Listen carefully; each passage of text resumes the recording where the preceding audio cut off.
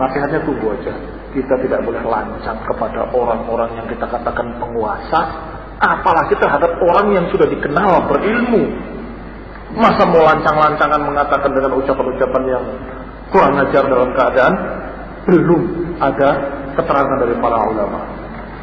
Permasalahan-permasalahan yang dipermasalahkan oleh para ulama tentang Ali Hasan ada memang beberapa perkara, tapi ya belum ada keputusan akhir bagaimana keadaan beliau. Wallahu ta'ala alam. Apa kedudukan Abu Qatadah yang di Tasik? Mesti tanyanya pada ustaz yang di Tasik yang lebih tahu. Saya tahunya dia bergabung dengan beberapa kelompok yang diistilahkan dengan sururi. Saya nggak paham, hadirin ini paham nggak kalimat sururi? Yakni mereka mengaku salafi, mengkaji kitab-kitab salafi, tapi sikapnya terhadap ahlul bid'ah itu apa? Mencela-menceli, yakni lembek dan masih memiliki hubungan dengan ahlul bid'ah, khususnya yang ngasih duit. Oh iya, saya omong ada apa adanya, yaitu seperti Yayasan Dana Bantuan Ihya Uturah dengan Abdurrahman Abdul Khaliknya. Itu jelas-jelas buku-bukunya banyak menyesatkan dan dibantah oleh para ulama, oleh Syekh Rabi dan lain-lainnya. Itu sudah ma'ruf. Bahkan ketika ditanyakan oleh Syekh kepada Syekh Mukbil, dijawab dengan tegas, "Na'am, ahlul bid'ah." Iya, dia memang mubtadi', sampaikan kepada yang tidak hadir. Tegas dikatakan begitu. Dan itu masih punya hubungan, masih membantu dana pada mereka, dan masih berhubungan dengan as-sofwah yang saya pribadi pernah datang ke rumahnya Syekh Rabi menanyakan as-sofwah. Jadi betul-betul telinga ini masih belum ganti. Yang dulu mendengarkan dari Syekh Rabi, sama yang sekarang ini masih sama, masih ini telinganya. Saya mendengarkan dari Syekh Rabi, hati-hati dari mereka. Pertama memang menyebarkannya buku-buku Syekh Utsaimin, Syekh bin Baz, tapi nanti di akhir kamu lihat dia akan menjadi musuh yang paling keras terhadap Salafiyyin, dan sudah mulai terasa. Nah, itu pun masih berhubungan dengan mereka.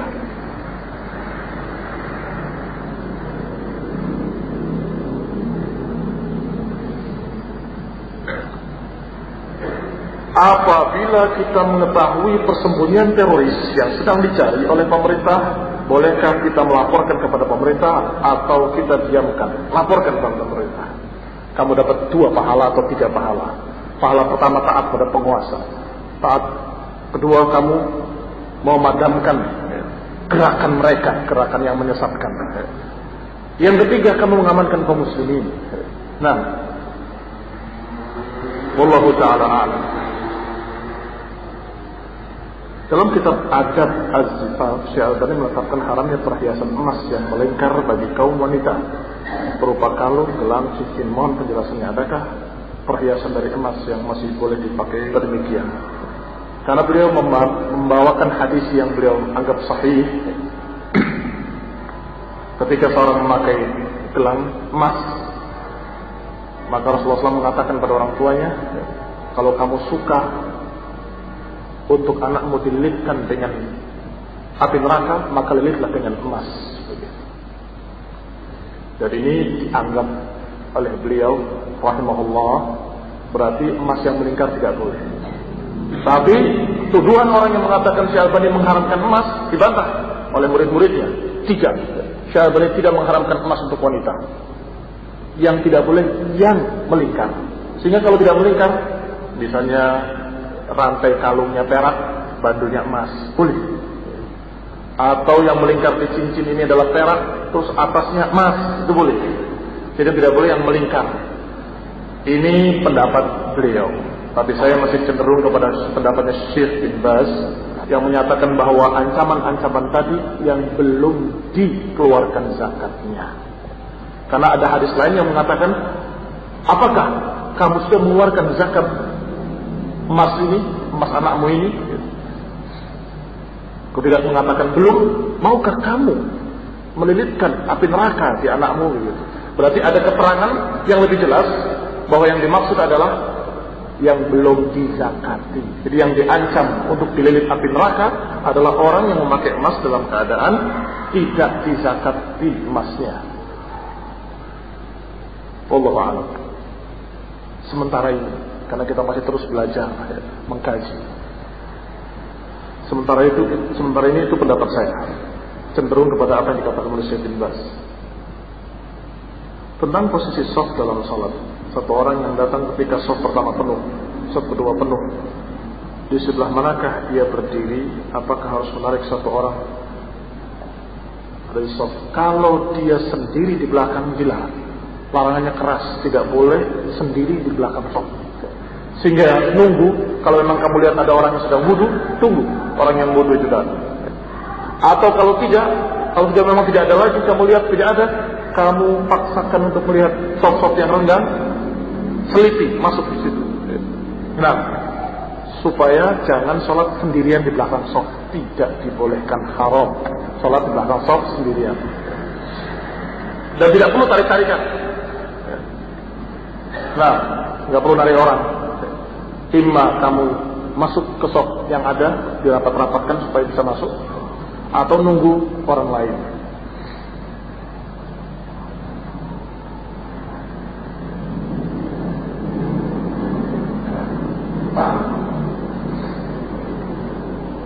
Di sebelah tengah yang saya tahu, di sebelah kanannya imam. Tapi bukan sebelah kanan imam, di pojok sana. Kalau imamnya di sini, di sebelah imam itu tengah-tengah, tapi sebelah kanannya imam. Nah, bagaimana dengan menempatkan atau memahami dalil barang siapa tidak berhukum dengan hukum Allah sesungguhnya dia kafir? Sudah dibahas kan? Alhamdulillah. Apa hukum difungsikannya sebagai masjid, tempat lain misalnya kamar, kantor dan lain-lain? Kalau itu tidak diwakafkan untuk masjid, maka bukan masjid. Tetap hukumnya bukan masjid. Tidak ada tahiyatul masjid. Dan sholat jamaah itu berbeda dengan sholat jamaah di masjid. Yang diperintahkan adalah sholat jamaah di masjid, tempat yang dikhususkan, diwakafkan memang khusus untuk masjid. Nah, kalau malam maghrib bisa subuh menjadi tempat sholat jamaah, tapi siang hari menjadi aula sebuah sekolahan, itu tidak bisa. Karena jelas, misalnya hitam di atas putihnya, niatnya orang memberikan tanah itu tadi untuk sekolahan, bukan untuk masjid. Maka itu berbeda. Tapi kalau sudah dipakai untuk masjid, maka itu adalah masjid. Walaupun dipakai untuk belajar, untuk sekolah, untuk apa, silahkan. Tapi itu adalah masjid. Apa hukumnya mendoakan arwah kaum muslimin? Bagus, sunnah ya, mendoakan arwah kaum muslimin. Dan apakah hukumnya mengerjakan amalan ibadah yang pahalanya dikirimkan untuk arwah tertentu? Tidak ada contoh sunnahnya. Kalimatnya Ibnu Mas'ud, ittabi'u wa la tattabi'u. Ngikut sajalah, jangan mengada-ngada. Kalau ngikut sajalah, berarti harus punya salaf. Kalau kamu mengirim-kirim bacaan tadi, man salafuka fi hadza? Siapa pendahulu? Apa di kalangan salaf pernah ada yang begitu? Oh, tidak ada. Kalau tidak ada, jangan lakukan. Dan kenyataannya tidak pernah ada dan tidak pernah ada riwayatnya bahwa salaf mengirimkan Al-Baqarah, kirimkan, tidak pernah. Atau Al-Fatihah, tidak pernah. Demikian pula membacakan surat Yasin yang dikirimkan sama. Apakah surat Yasin, surat Al-Baqarah ataupun surat Al-Fatihah sama. Tidak pernah ada contohnya dari salaf mengirim-kirimkannya kepada orang mati. Maka doakan sajalah, Allahumma ighfir lahum warhamhum wa'afihim wa'fu anhum. Seperti doa yang diajarkan Rasulullah SAW dalam salat jenazah. Seperti doa yang diajarkan Rasulullah SAW ketika menyalakan mayit dan mendoakan mayit. Cukup. Faqad kufitum ittabi'u wa la tattabi'u faqad kufitum. Cukup sudah. Pak Ustaz, tolong jelaskan pada kami apa sajakah adab-adab amar ma'ruf nahi munkar, karena banyak di kalangan ikhwan yang mengingkari kemungkaran tidak dengan adab-adabnya, jadi dakwah tidak maksimal. Apa batasan seorang sudah boleh diboikot dan ditahdir? Nah, kita mengingkari kemungkaran juga ada adab-adabnya. Berbeda kemungkaran yang dilakukan oleh orang jahil dengan kemungkaran dilakukan oleh orang anid. Jahil itu bodoh, anid itu menentang. Itu berbeda sikap kita. Ketika penentangan itu dari orang bodoh, bahkan penentangannya kalau kita lihat sekarang, dilakukan sekarang, niscaya muslimin akan menganggap besar kencing di masjid. Bayangkan, kira-kira besar apa nggak besar itu? Datang ke masjid kencing di masjid. Wah, bisa perang saudara itu di Indonesia ini kalau sampai terjadi. Tapi kenyataannya, ketika Rasulullah melihat bahwa yang melakukannya adalah orang bodoh, nggak ngerti, orang badui, Rasulullah SAW mengatakan pada para sahabat yang sedang marah, da'u, wala tujrimuh, biarkan dia, jangan putuskan kencingnya. Dibiarkan Rasulullah SAW, karena di pasir, biarkan selesai. Selesai panggil. Kamu tahu, ini masjid tidak layak untuk buang air besar atau buang air kecil. Diterangkan seperti guru menerangkan pada muridnya. Habis itu diberitakan, ambil air saya, tuangkan, bersihkan oleh dia. Karena dia tidak tahu, maka dia bersihkan sendiri. Ini khalifina azakumullah Rasulullah SAW. Sehingga Arabi tadi mengatakan, demi Allah, aku tidak pernah mendapatkan pengajar yang sebaik Rasulullah SAW. Tidak pernah mendapatkan guru yang mengajariku yang lebih baik daripada Rasulullah SAW. Betul-betul Islamnya jadi mantap. Maka kita pun harus membedakan orang ini orang awam, bodoh, atau orang yang memang penentang. Kalau orang penentang, kamu kasih hadis juga ditentang. Dia bukan tidak tahu, sudah tahu. Kalau dia belum tahu, kalau belum tahu, ya kasih tahu. Sebagaimana ucapan Syalbani ketika ditanya, jawabannya begitu. Kalau dia tidak tahu, dia dikasih tahu. Kalau dia sudah tahu, maka harus diperingatkan. Berarti kalau belum tahu, ini haram, ini tidak boleh, ini harus kamu kerjakan, diajari. Tapi kalau dalam keadaan dia itu adalah orang yang sudah dikasih tahu, bahkan sudah tahu, sudah hafal ayatnya, diingatkan, ditentang, itu kan hadis. Itu kan hadis kan zaman dulu, zaman sekarang kan lain. Terus mau dikasih apa lagi? Kalau sudah dikasih hadis ditolak. Nah, ini orang adalah orang yang punya sesuatu dalam hatinya. Dengan kalimat zaid, ada penyimpangan dalam hatinya. Kalau ada penyimpangan dalam hatinya, maka yang ada adalah diperingatkan, hati-hati, orang ini susah. Diancam sudah, diperingatkan sudah, sampai kita putus asa dari dianya. Kalau bukan putus asa, kita merasa pesimis lah ya. Pesimis, ini susah. Maka kalau dia tidak bisa diselamatkan, yang di sekitarnya selamatkan. Ini sudah kita upayakan, susah. Maka yang di sekitarnya, wahai orang-orang, wahai kaum muslimin, hati-hati orang ini. Jadi orang ini saja, penyakit di sini nggak menular ke sini, potong, amputasi, harus diamputasi, minggir.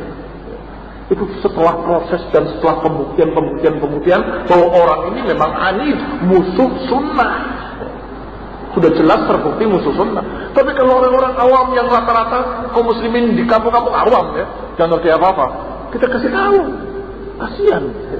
Perasaan yang ada bukan perasaan musuh, tapi perasaan kasihan. Jangan-jangan belum tahu dia. Assalamualaikum Pak, Waalaikumsalam Dek, ini begini, masa tidak ada hadisnya, ada bukunya. Nanti saya bawakan bukunya besok ya. Ini hadiah buat Bapak. Senang dikasih hadiah. Udah dibaca belum Pak kemarin? Aduh belum sempat. Kalau belum sempat, saya sampaikan intis harinya aja dulu. Nanti Bapak baca sendiri rinciannya. Orang itu senang. Kalau kita berakhlak dengan akhlak yang demikian, beda dengan tadi yang memang musuh sunnah. Dia anti sunnah. Setelah kita coba sekali, dua kali, tiga kali, empat kali dengan baik-baik, tidak bisa. Sampai dengan agak keras, tidak bisa.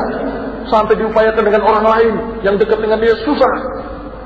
Bahkan jawabannya justru mengerikan, yang menunjukkan kalau dia itu sesat. Ya tentunya paling tidak kalau dia tidak bisa selamat, ya muslimin selamat. Wahai kaum muslimin, orang ini menyimpang. Dia ini Syiah Rafidhah. Ini orang teroris. Loh, iya, saya punya bukti. Hati-hati, jangan sampai terbawa sama mereka. Ini orang menghalalkan darah kaum muslimin. Diperingatkan sehingga muslimin selamat. Jangan orang yang kayak gini disalahkan. Tidak boleh kamu. Dah, gini saja. Kalau ini nggak boleh, saya mau tanya sama kamu. Kalau kamu di pasar, toko, kamu dalam keadaan tertipu. Di toko kamu tertipu oleh satu orang. Sekian puluh juta. Orang itu kamu hafal, tiba-tiba datang ke toko sebelah pada bulan-bulan berikutnya. Kamu diam apa ngomong? Hah? Sikap kamu bagaimana? Kalau kamu diam jahat apa nggak jahat sama tetangga tadi? Kalau kamu diam jahat berarti. Kamu harus ngomong, Pak, ini saya pernah ketipu sama orang ini 30 juta. Hati-hati. Kalau diajak bicara masalah dagang, ngerti. Karena rata-rata dagang. Kalau masalah dunia, ngerti mereka. Tapi kalau masalah agama kok susah dibikin pahamnya. Ini sama penipunya. Ini menipu 30 juta. Ini menipu agama. Islam itu harus seperti ini. Islam itu harus mengatakan bahwa Ali adalah Tuhan kami. Islam itu adalah begini. Diajarkan kepada Syiah, diajarkan kepada Khawarij, diajarkan kepada kesesatan-kesesatan. Masa kita diam? Baik, kamu bandingkan besar mana rugi 30 juta dengan kesesatan? Mana yang lebih besar bahayanya? Kesesatan lebih bahaya. Rugi 30 juta insya Allah ganti. Kalau tidak diganti pun, kalau mati dalam keadaan istiqomah di atas sunnah, insya Allah husnul khotimah. Tapi kalau sesat, dia sengsara di kuburnya, diadab, dibangkitkan masuk neraka lagi. Na'udzubillah, gara-gara si penipu agama tadi. Masa kamu ngerti kalau ini penipu? Diingatkan, Pak, ini saya pernah ketipu sama dia, hati-hati. Ngerti kalau masalah dagang. Kok kalau masalah ini saya ingatkan nggak boleh? Wahai kaum muslimin, hati-hati. Dari da'i ini, ustaz ini ustaz Syiah Rafidhah. Boleh nggak begitu? Bukan boleh, harus. Wajib. Kalau tahu, wajib kasih tahu. Sehingga kaum muslimin selamat. Demikian ikhwan fillah azakumullah. Tapi tentunya setelah sampai pada tahapan itu, bagaimana hukum menyebabkan orang yang mati dalam keadaan fasik, seperti orang yang mati dalam keadaan meninggalkan salat, kafir atau fasik, atau minum khamar? Urusannya adalah kafir atau tidak kafir. Kalau dia masih tidak kafir, masih boleh menyolatkannya. Termasuk yang bunuh diri sekalipun boleh disolatkan. Saya katakan boleh disolatkan karena fardu kifayah. Artinya kalau ada yang nyolatkan, yang lain tidak wajib. Nah, apakah ada jaminan akan tetap adanya ulama Ahlus Sunnah di Madinah? Iya.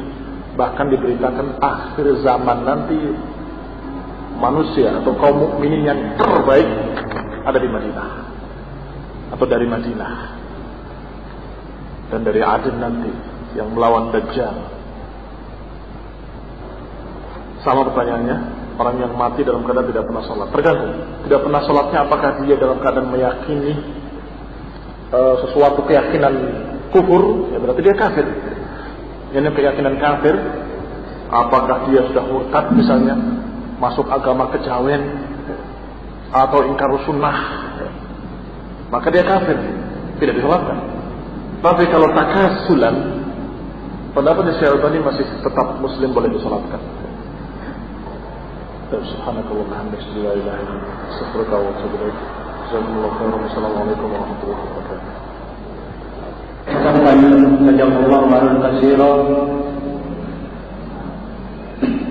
Sebelum kita tutup, ada dua pengumuman. Yang pertama, Daurah Islamiyah yang akan dilaksanakan pada tanggal 20 November 2005, yakni hari esok di Purwokerto, tepatnya di Masjid Al-Faruq, yang akan diisi oleh Ustaz Lukman Ma'abdur dari Jember. Dan yang kedua, perlu diketahui pada tanggal 24 sampai tanggal 27 November, yaitu hari Kamis sampai hari Ahad, di Solo akan diadakan daurah nasional yang akan diisi oleh Al-Ustaz Lukman, Al-Ustaz Askari, Ustadz Usamah Mahri dan Ustadz Muhammad Umar Aswed yang akan mengambil tema membantah pemikiran Imam Samudra, insyaallah.